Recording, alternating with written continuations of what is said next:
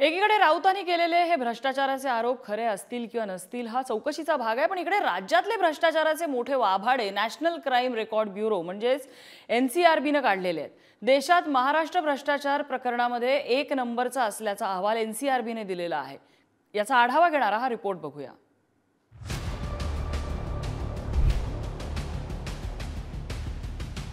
देशात महाराष्ट्र भ्रष्टाचारात नंबर 1, शिक्षेचं प्रमाण अगदीच कमी। कोट्यवधींचा भ्रष्टाचार करणारे अधिकारी सातत्यानं जाळ्यात। दोषी भ्रष्ट अधिकाऱ्यांवर शिक्षेच्या कारवाईचं प्रमाण अवघं 8%। महाविकास आघाडी आणि महायुतीच्या काळातही भ्रष्टाचार वाढताच का? राज्यात मोकळेपणामुळे तक्रारी जास्त, कोर्टात जास्त केसेस रखडल्या। महाराष्ट्रातल्या भ्रष्ट अधिकाऱ्यांकडे असलेली माया कोट्यवधींची उड्डाणं पार करताना दिसतायत। पुण्यात TT घोटाळ्यातील मुख्य आरोपी तुकाराम सुपे यांच्या विरोधात लाचलुचपत प्रतिबंधक विभागानं नुकतीच कारवाई केली आणि गुन्हा दाखल केला। तुकाराम सुपे यांच्याकडे 3,56,99,000 रुपयांची माया सापडली आहे। त्यांच्या घरातून 145 तोळं सोनं जप्त करण्यात आलंय। लोकसेवक काळात वैध उत्पन्नापेक्षा अधिक माया त्यांच्याकडे सापडलेली आहे। सुपे हे अशी कोट्यवधींची माया जमवणारे पहिलेच अधिकारी नाहीत। यापूर्वी असे अनेक अधिकारी समोर आले। शैलजा दराडे, तत्कालीन आयुक्त, महाराष्ट्र राज्य परीक्षा परिषद। शिक्षण विभागात नोकरीच्या आमिषानं 44 जणांची फसवणूक, 5 कोटींची लाच घेतल्याचा आरोप, सध्या जामिनावर बाहेर। गणेश वाघ आणि अमित गायकवाड, अभियंते।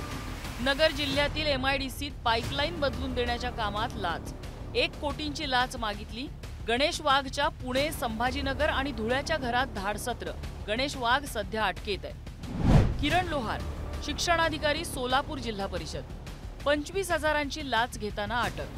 5,85,00,000ची बेहिशेबी मालमत्ताही सापडली आहे, त्यामुळे सध्या गुन्हा दाखल आहे।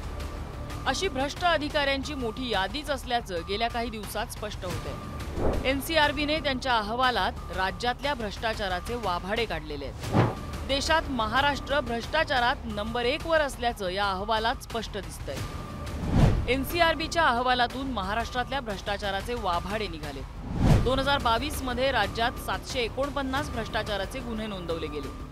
2021 मध्ये ही संख्या 773 होती। कोरोना लॉकडाऊन मध्ये ही लाचखोरी वाढलेली होती। 664 गुन्हे या काळात नोंदवण्यात आले। गुन्हे दाखल झाल्यानंतर शिक्षेचं प्रमाण मात्र केवळ 8%च राहिलेलं आहे। राज्य सरकारी कार्यालयातल्या भ्रष्टाचारावर आता हिवाळी अधिवेशनाच्या तोंडावर विरोधकांनी सुद्धा हल्लाबोल केलाय। हे सर्व मिळून तिजोरीची ओपन लूट करतायत। अनेक प्रकरण आहेत। भ्रष्टाचाराने कळस गाठलेला आहे। कुठलंही काम पैशाशिवाय होत नाही आणि मंत्री पैशाशिवाय काम करत नाहीत। 20% घेणारा महाराष्ट्र हा आता देशातील अनेक राज्यामधला एक राज्य झालेला आहे आणि अनेक ठिकाणी तर काम न करता बिलं काढून खाल्लेली आहेत। एक टेंडरची कास्ट जर 100 असेल तर त्या कॉन्ट्रॅक्टरला धरून त्याची कास्ट 300 कोटी रुपयांपर्यंत नेऊन वरचे वर 200 कोटी रुपये गहाळ करण्याचं काम अनेक ठिकाणी झालेलं आहे। त्याचे पुरावे आहेत, ते सभागृहामध्ये मांडू। NCRBचा अहवाल कसा वाचायचा हे देखील कधीतरी शिकलं पाहिजे। NCRB मध्ये एकूण गुन्हे कुठल्याही कॅटेगरीचे जे असतात, प्रति लोकसंख्या हे किती आहे याच्या आधारावर त्याचं आकलन होत असतं। तरी 2020 साली 3,94,000 होते, ते 22 मध्ये 3,74,000 झाले। त्यामुळे मला असं वाटतं की पहिल्यांदा आरशात पाहिलं पाहिजे आणि त्याच्यानंतर त्यांनी बोललं पाहिजे। सत्तारूढ पक्ष सर्व प्रकारच्या चर्चांकरता आम्ही तयार आहोत। गेल्या 3 वर्षात महाराष्ट्र भ्रष्टाचारात सातत्यानं नंबर 1 वर आहे।